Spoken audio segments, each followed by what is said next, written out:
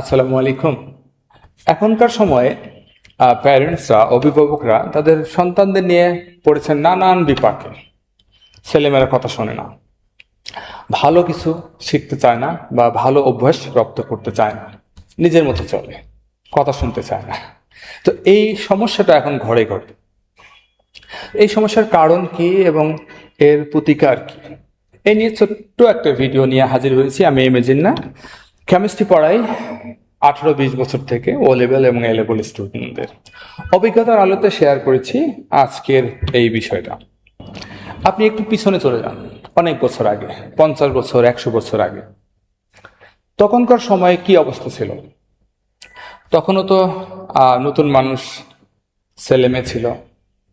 তখন তারা কিভাবে শিখত? তখন একটা সোশ্যাল ফ্যাব্রিকেশন ছিল। চারপাশে নানা নানি, চাচা চাচি, বড়রা ছোটরা, অনেক মানুষ মিলে একটা সোশ্যাল স্ট্রাকচার ছিল। যারা নতুন শিশু, তারা বড় হতো বড়দের দেখে দেখে। চারপাশের বড়রা তাদেরকে শাসন করত, উপদেশ দিত, এবং তারা উদাহরণ হিসাবে অনেক চরিত্র পেত। সেই চরিত্রগুলো দেখে শুনে তারা বড় হতো এবং তারা শিখত। তারা এর থেকে সামাজিকতা শিখত, ভালো মন্দ শিখত। এবং এই শিশুদের মাঝে যদি কোনো ব্যত্যয় ঘটত, মানে অনাকাঙ্ক্ষিত কোনো আচরণ হতো, তাহলে যে কেউ তাদেরকে শাসন করত, উপদেশ দিত। এভাবেই মানুষ হাজার বছর ধরে টিকে আছে, মানুষ সভ্য হয়ে সভ্যতা শিখছে। কিন্তু এখনকার সময়ে যে সমস্যাটা হয়েছে সেটা হচ্ছে আমরা আমাদের সোশ্যাল স্ট্রাকচারটাকে ভেঙে ফেলেছি। ফলে আমরা গৃহবন্দী, আমরা যার যার ফ্ল্যাটে বন্দী। সোশ্যালাইজেশনটা অনেক কম, কেউ কাউকে পাত্তা দিতে চায় না। তো এই অবস্থায় প্রবলেমটা তৈরি হয়েছে। তো এখন কি হবে? এখন এখান থেকে মুক্তির উপায় কি? এখন তো আমরা কোনো না কোনো ওয়েতে ট্রাই করব। সেটা কি? আসলে আমাদেরকে আগে জানতে হবে, বুঝতে হবে মানুষের শেখার পদ্ধতিটা কি। নতুন অভ্যাস বা জীবনযাপন পদ্ধতি শেখার বা অভ্যস্ত হওয়ার প্রক্রিয়াটা কি? প্রক্রিয়াটা হচ্ছে অভিজ্ঞতা। সব থেকে বড় প্রক্রিয়াটা হচ্ছে অভিজ্ঞতা। তার মানে হচ্ছে একটা শিশু যখন ছোটবেলা থেকে আস্তে আস্তে বড় হয়, সে তখন চারপাশের পরিবেশটা রেকর্ড করে। বাবা মা কি করছে, ভাই বোন কি করছে, সেটা সে দেখে। এই দেখে সে সব থেকে বেশি শেখে। তারপরে শুনে, তারপরে তাদের সাথে মিথস্ক্রিয়ায় সে শেখে। তো এখনো তাই হচ্ছে। কিন্তু এখন সমস্যা হচ্ছে তার সামনে অনেক মানুষ পাচ্ছে না। বাবা মা, কাজের বুয়া, এই টাইপের 2-4 জন মানুষের সাথেই সে বেড়ে উঠছে এবং তাদের আচরণটাই সে রপ্ত করছে। তো এখানে হচ্ছে ডেঞ্জারাস ইস্যুটা। অর্থাৎ আমাদের শিশুরা কিন্তু আমাদের অনুকরণ করছে, আমাদের দেখেই শিখছে।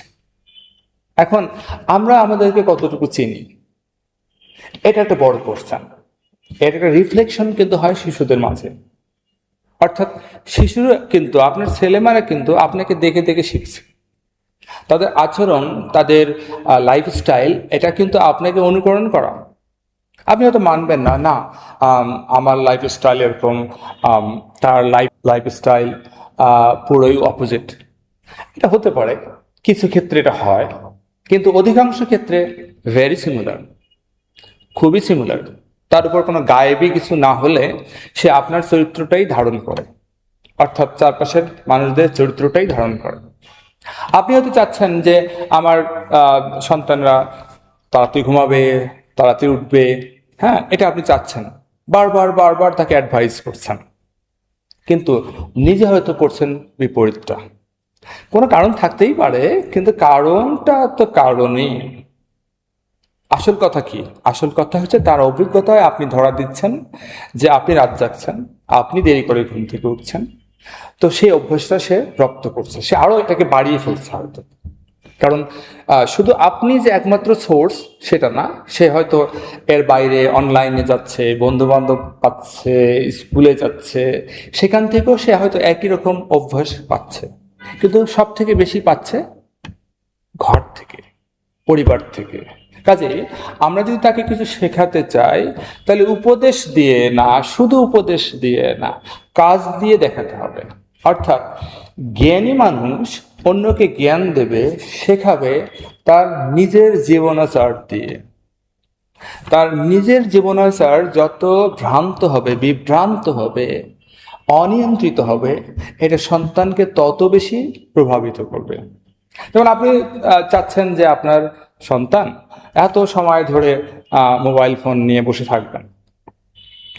আপনি বারবার বলছেন, অনেকভাবে ট্রাই করছেন, কিন্তু হচ্ছে না। এটার আরো কারণ আছে, কিন্তু একটা বড় কারণ হচ্ছে আপনার অবস্থান কি। আপনি কি নিজেই এরকম? অর্থাৎ আপনি হয়তো টিভি নিয়ে বসে থাকতে পারেন, সিরিয়াল নিয়ে বসে থাকতে পারেন, মা একদিকে বাবা একদিকে, নিজের আচরণ খেয়াল করছেন না। এদিকে সন্তান কিন্তু ঠিকই খেয়াল করছে এবং সে সেটা রিসিভ করছে, এবং এভাবেই হচ্ছে কি তার মধ্যে খারাপ অভ্যাসগুলো তৈরি হয়।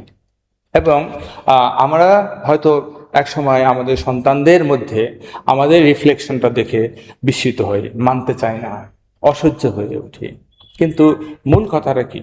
মূল কথা হচ্ছে, আমরা আমাদের সন্তানদেরকে যদি শেখাতে চাই, তাহলে শুধুমাত্র উপদেশ দিয়ে নয়, উপদেশ আপনাকে দিতেই হবে, কিন্তু সাথে সাথে এটা করে দেখাতে হবে।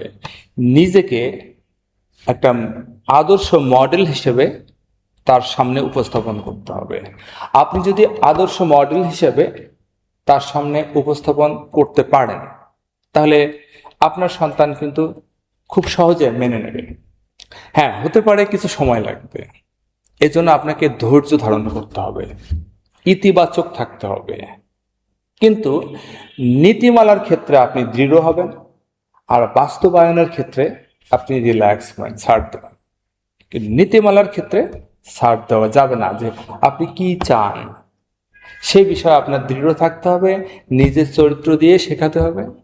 তাহলে একসময় দেখবেন তার যে অন্য সোর্সগুলো আছে, নেতিবাচক সোর্সগুলো আছে, সেই সোর্সগুলোর চেয়েও তার যে আভ্যন্তরীণ সোর্স, মানে আপনি, আপনার পরিবার, সেই সোর্স যখন স্ট্রং হয়ে যাবে, তখনই কেবল এই সোর্স, তার বাহ্যিক সোর্স মানে নেতিবাচক সোর্স, তাকে বিট করে আপনি আপনি জয়ী হবেন। আপনার সন্তান আপনার দিকে ঝুঁকে পড়বে, আপনার কথা শুনবে।